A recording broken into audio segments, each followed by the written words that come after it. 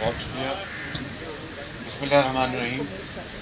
میں تمام اپنے صحافی دوستوں کو دل کی گہرائیوں سے آپ کا شکریہ ادا کرتا ہوں.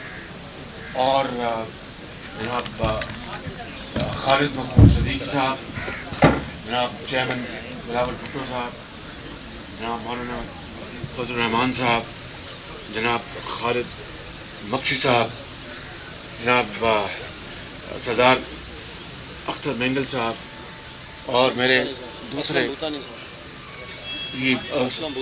اسلم بودانی صاحب، جناب خواجہ صاحب رفیق صاحب، جناب احسن اقبال صاحب، جناب عامر خان صاحب، اور میرے تمام دیگر قائدین، السلام علیکم.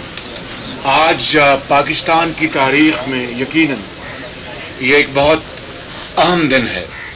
وہ اس حوالے سے کہ شاید دہائیوں میں ایک متحدہ اپوزیشن، جس کو میں حضرت کے جو وہاں پر کلچر اس کے حوالے سے کہوں کہ متحدہ کا جرگہ، جو قومی جرگہ جو اپوزیشن کا ہے، وہ مل بیٹھا ہے.